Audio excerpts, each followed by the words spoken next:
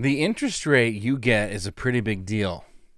Today, I want to explain how your rate is determined. It's not just about choosing the right lender. It's about your credit score, your down payment, your closing costs, and your time horizon. So many factors to understand, and I'm here to help you make sense of it all and make a wise decision. Welcome to the Utah Homebuyers Quest podcast with Nelson Bars. Our mission is to give you hope, knowledge, and encouragement on your quest for home ownership. Housing affordability is at its worst point since 1986. Higher mortgage rates are impacting Utah's housing market. Potential buyers out there being priced out. It's getting tougher by the day to afford a home. Many factors are making it very, very difficult with no relief in sight. Homeownership may seem like an impossible mountain to climb in today's world. We're here to say that it is possible, and we're here to be your guide, to climb with you, to urge you forward all the way to the closing table. We believe in home ownership, and we believe in you. Well, hello again, everyone. Welcome back to another episode. This is the Homebuyers Quest podcast. My name is Nelson Bars. I am a mortgage broker, almost 25 years in the business. I've helped thousands of people buy homes, and I'm here to help you. I'm looking forward to coaching you up and guiding you and walking with you on this trail, this journey. It's kind of like climbing a mountain to become a homeowner these days, and that's why I created this podcast, just to walk with you and to teach you and help you be ready. And I hope someday to have a chance to talk to you and help you pull it off and stand at the top of the mountain with you and celebrate homeownership. So today I want to talk about interest rates and your interest rate. Last week we had a great episode about markets and what makes rates go up and down, the bond market, geopolitical events, the Fed, and I encourage you to listen to that to get an overall understanding. But today we're going to zoom into more specifically what you can do to have the best rate possible, and also how your rate is determined, who decides and what decides what your rate will be. First of all, let's talk about why it's so important. Really, the interest is the main highest long-term cost of buying this home and borrowing this money. And over the life of a loan, a 1% interest rate could be the difference in hundreds of thousands of dollars of interest that you would pay. Now, the phrase over the life of the loan is a little bit of a misleading phrase because we're doing 30-year loans for most people, but I want you to be careful and understand that the life of your loan is probably not going to be 30 years. And I don't think it's very wise to evaluate your decisions based on a 30-year life of loan calculation. What is the true life of a loan?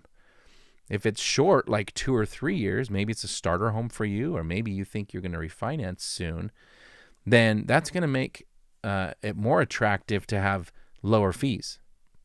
Now, if it's a 30-year life of loan, it's going to be more attractive to have a lower interest rate. But you kind of have to choose when we're setting up your loan, because every step down in interest rates results in a step up in closing costs. We'll talk about that a little bit later. So what determines your interest rate? There's just so many layers of this. And I would say, first and foremost, I want to say the broker that you choose to work with has an effect on that. As a broker, I have agreements with these lenders, and I choose my margins. I choose how much money I want to be paid for a loan that I deliver to them. And my margins are very low compared to other brokers down the street. And that translates into our rate sheet. Now, the lender that we select for you also chooses their margins. So now you can see if you go with a high margin broker who uses a high margin lender, you could end up with quite a significantly higher looking rate sheet than if you went with a broker with low margins who knows which lenders have low margins, right? The thing is too, is these lenders often change their margins from month to month based on their volume and promotions that they run. There is one of the biggest lenders in the country. They are not always the best priced lender, but there's a lot of brokers out there who only want to work with them because it's easy, and they kind of just send all their loans to one lender. They're not really acting like a broker. They're not shopping the market for you and checking in real time who's the best price lender for you on the day that you're getting your quote, right? So we've got a couple layers already. We've got brokers and their margins. We've got lenders and their margins. Now, the next thing that affects your interest rate is which program we select for you. The government programs like FHA loans, VA, and USDA, they actually come with very low interest rates compared to other programs. The problem with those is that they have very high upfront mortgage insurance often rolled into your loan, and sometimes permanent monthly mortgage insurance as well. So those could be a very bad short-term decision, but a very good long-term decision. It depends on how long you're going to keep the loan. Also, I do want to just mention one thing about government loans. The rates are lower on these if you use a broker as compared to a lender, because brokers are prohibited from making more money on different loan programs. We have to basically have the same compensation on any loan we would offer you, so that there's no incentive for me as a broker to steer you towards a bad loan. Banks, on the other hand, corporations, they can and do make more money on a government loan than they will on a conventional loan. And so what they tend to do is have, or what I have to do in order to keep my compensation the same, is I have to show very low rates on government loans like FHA, VA, and USDA. I was shocked when I left the bank and came to the broker world how affordable those government loans were on my rate sheet compared to the conventional loans when it came to just looking at the interest rate. So if you're thinking government loans, think broker. You're going to get a better deal that way as well. Now, banks, when they do government loans, they make a lot of money. This is actually where they make most of their money, is on government loans. Just a little secret. So now let's talk about the conventional loan program. It's actually usually the preferred loan program for someone who has excellent credit and a good down payment. They don't quite have as exciting of interest rates as the government stuff, but much lower fees. The mortgage insurance, if you have it, is removable. So it tends to be the better long-term option. So you can see that which program you pick also determines which interest rate you pick. If you choose a zero down program, you're going to have a higher interest rate than if you have more down payment. In summary, the program we pick for you is a huge factor. I always like to say the lowest rate on the worst program is still not the best rate for you. Does that make sense? We have to expand our view and make sure we're looking at all the programs before we zoom in and start shopping rates. Now, another layer that affects your interest rate is what type of property you choose to buy. Condos, unless you have a big down payment like 25%, are going to have a higher interest rate than a single family home. So do duplexes, triplexes, and fourplexes. Another major factor is your credit score. So top tier credit is 760 and above. Anything lower than that on a conventional loan is going to result in a slightly higher interest rate. You have pricing tiers that go in 20-point increments. So 760 is top tier, 740 is like A minus, 720 is like B plus, right? So you're gonna see progressively worse pricing as you go down in those 20-point steps on your credit. Interestingly, FHA, top tier for FHA is like 680 or 700. And so you can still get a really great interest rate on FHA, even if your credit's not perfect. But it still won't be quite as good a deal as if you had great credit and went with a conventional loan. Okay, now another factor, another layer in determining what your rate is the amount of your down payment. So I already said above, zero down is more expensive. 3% down gets you a better rate than 0.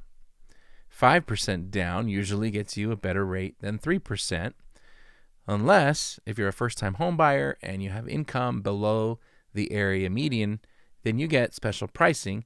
And if your income is 80% or less of the area median income, you get to use a special program called Home Ready and Home Possible, right? So once again, this is why I say the best rate on the wrong program may still not be your best rate. Lastly, the amount that you are willing to pay in closing costs determines your interest rate. And so I want to introduce to you a concept called discount points. Sometimes you'll also see it called origination fees or you can have lenders charging you other upfront fees like administration fees. We don't really do any origination fees, any broker fees. Underwriting fees are not even showing up on our quotes these days. The only thing you would pay is a discount point if you want. And a discount point is used to buy down a lower rate. So you might pay an extra $4,000, for example, at closing to save 0.25% on your interest rate for the life of the loan. And there's usually a break-even time where, of course, if you only kept the loan for 1 month, that would be a horrible decision. Even for 1 year, probably would be a horrible decision. And usually it tends to work out that if you keep the loan for 3 to 5 years, there's where you break even. Long term, it's a great move, right? A 30-year loan, you would save way more than $4,000 in interest over the life of the loan. But you have to know your time horizon to decide how much you want to pay to get a beautiful interest rate. And when you're driving down the freeway and you see a billboard with a beautiful interest rate, what it doesn't say on the billboard is how much you have to pay in discount points to get that interest rate. In fact, what they usually post on the billboard is the APR, which this is a good transition to talk about what APR stands for. APR stands for annual percentage rate, and that is not the same as your interest rate. In fact, if someone's going to quote you an interest rate, they have to quote the APR right next to the interest rate. And this is a term. APR is a term that Congress invented in 1968 when they passed the Truth in Lending Act. They wanted to standardize the way loans were advertised. At the time, before this time, lenders could conceal things, and they would have very confusing advertisements, add-ons, and fees and things that you just didn't know about in the fine print. So the APR formula basically starts with the interest that you pay, and it adds in everything else, the closing costs, the mortgage insurance, both upfront and monthly, and it calculates the total cost of your loan, and then they divide that by the life of the loan and express it as an annual percentage. So often you'll see like an interest rate of 6% and an APR of 6.4. So that tells you there's some fees involved, and most of the time we're not trying to hide the fees. You just have another way to see it, right? You already knew that there was closing costs. You already knew that there was mortgage insurance. And 6.4 APR tells you that as well. If another lender was quoting you a 6% rate with an APR of 7.4, well, then you know there are some high fees or some high mortgage insurance costs that you should look into. The problem is that APRs are not always calculated the same. The formula, it's pretty complex, but it's easy enough to follow. The problem is not all the fees on your quote are included in the APR calculation. And a lot of lenders don't correctly select which fees get thrown into the math, right? Especially if there's a loan officer who has the ability to go unselect fees and take them out of the APR calculation, you could have a very misleading APR, which is, of course, a criminal offense. I don't know if it's criminal, but it's definitely against the law, right? So the output on these APR calculations is only as good as the input from your loan officer. Anyway, now you know what APR is, and you know why it's different than your interest rate. If you were to see a quote that had a 6% rate with a 6% APR, then you would know that there are no other fees, no other mortgage insurance. The only thing you're paying for that money is interest. Okay. It can help you, the APR can help you as you're shopping, as you're comparing quotes. I just encourage you to look deeper. Use it as a starting point, not the only point when you're comparing loans with other lenders. As you can see, there's a lot that goes into selecting and choosing what your interest rate is going to be. This is my daily work. Remember, I work for you. I don't work for any specific bank. I'm approved to close and process for over 30 banks. My team and I have done this for a long time. And what I do when I sit down with my clients is I show you the rate sheets from all of them. And we use a software tool that ranks them for you based on your credit, your income, your loan program. And then we rank all the lenders and we sit down and we lock in your interest rate. And when we do that, we'll talk about how long are you going to keep the house? And more importantly, how long are you going to keep this loan? If we believe rates are still going to go down and a refinance is in your near future, it may not be a great idea to pay extra points to get a really good rate today, right? So we'll sit down and we'll look at everything, and we'll talk about, given your qualifications, what's the best loan program for you, and then we'll talk about what's the best lender who has the best rates for you and who likes your credit score. We like to pair our clients up with the lender who loves them best, and then we lock and we process that loan for you, and we go to closing with you, and we close in their name. The other thing we have to consider is if that lender can close on time. A lot of times we have a well-priced lender, but our contract only gives us 2 to 3 weeks to close, and we know that lender can't do it in 2 to 3 weeks. So some lenders are just off the table if they don't have good processes and reliable underwriters, so that we can make this a good experience for you and not take unnecessary risk with this transaction for you. Anyway, interest rates are a fascinating topic. I hope this episode helps you understand how your interest rate is determined a little bit better. As always, I would love to help you even more. I hope you'll reach out and let's schedule a time to discuss your best program and your best rates, and let me help you even more. And if it's not time for that, I hope you'll at least subscribe to this podcast and keep coming back. If you haven't, go start with the first Base Camp episodes. 1, 2, and 3 are intended to give you a good overview of the home buying process, the mortgage world, and then every time you come, you're taking a step, you're gaining knowledge, and it keeps you motivated. I think this is how I work. Podcasts help me stay motivated towards my goals, and I'm learning, and I'm fascinated, and I know it's helping. And I hope you feel that way with this as you continue moving forward on your quest for home ownership. Okay, thank you for listening. Let's do it again soon. Thank you for listening to the Utah Homebuyers Quest podcast with Nelson Bars, your place for a strong dose of inspiration and knowledge so you can stay on top of your quest for home ownership. If you have a question or comment for the show, we'd love to hear from you. Visit homebuyersquest.com to record a voice memo or submit your question. You can also join our Facebook community to interact with experts and fellow travelers. Search Homebuyers Quest on Facebook to find the group and join the conversation. But with just a simple click to subscribe, we'll invite you back to the next episode. And remember, we believe in home ownership and we believe in you.